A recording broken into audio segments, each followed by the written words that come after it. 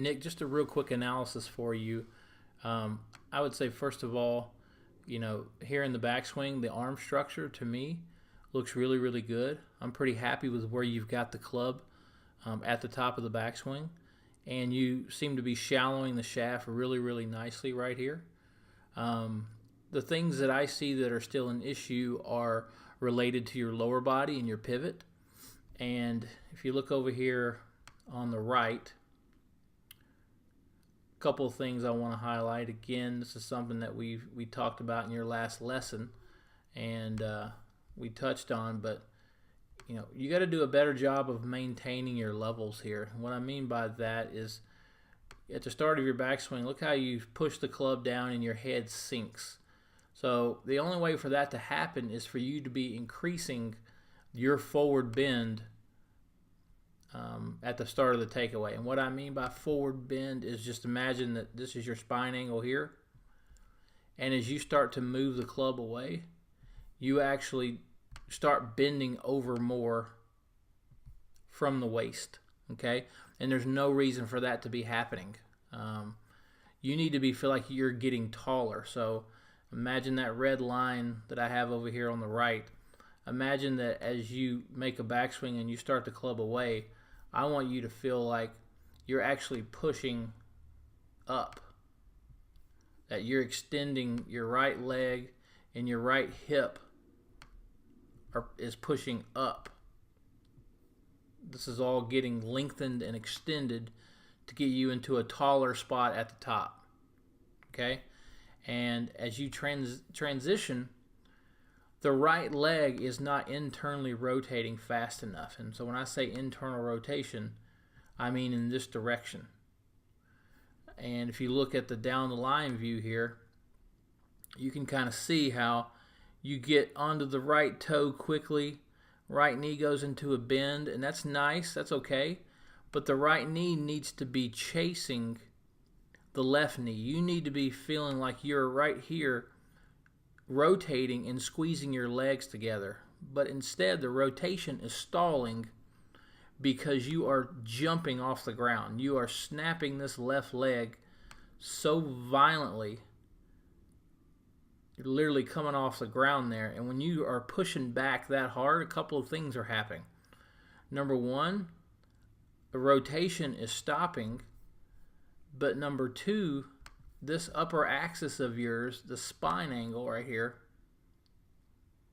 as you start snapping that leg, the upper axis really, really, really starts to tilt this way. Hard right there. So you can see that the spine angle, is now really, really, really tilted this way. And we're going to have some of that, with a driver, because we're trying to hit the ball hard and we are using the ground. But you excessively snap your left leg, you excessively tilt back, and because you do that, it causes you to keep this angle between your right wrist and the shaft preserved for a very, very long period of time. You can see that right there. And that should be coming out, that angle should be coming out much sooner than that. That will definitely shallow the angle of attack. But what we've got to start focusing on now is how to create rotary speed, rotational speed, without, snapping and jumping off the ground. You don't need to swing a driver 130 miles an hour to be on the PGA Tour. And I do not think that you will ever consistently hit the ball in the center of the face with the current pattern that you have.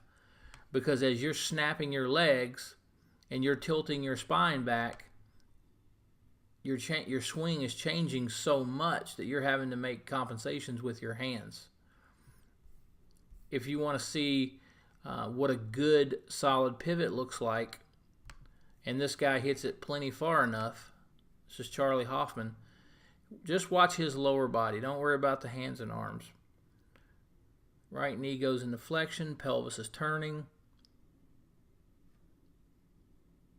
There's no jumping or snapping. It's a pure rotational movement of the lower body.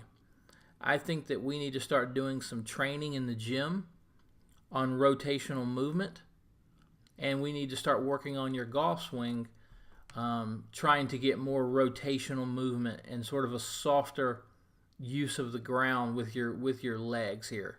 Okay, because again, you have a sequence, a pattern that generates the most power, but it doesn't necessarily translate into the most consistency.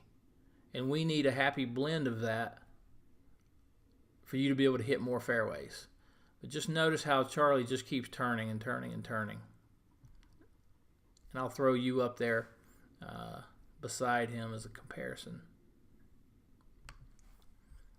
So notice how open he is at impact there.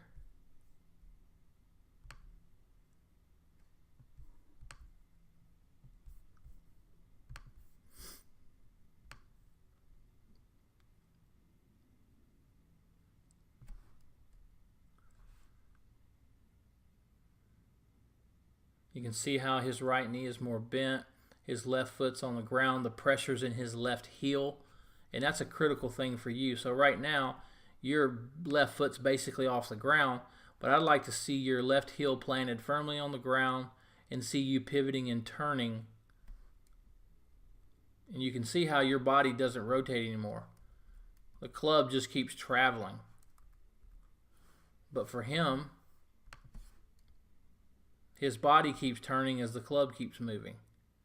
And when you get to the exit, your club's about the same position. You could see how your body's still very much closed. Look at how much of his left knee, left leg, left butt cheek I can see there. And in your case, you're still very, very closed. That's where that high rate of closure and that flip comes into play. We've got to get you moving differently.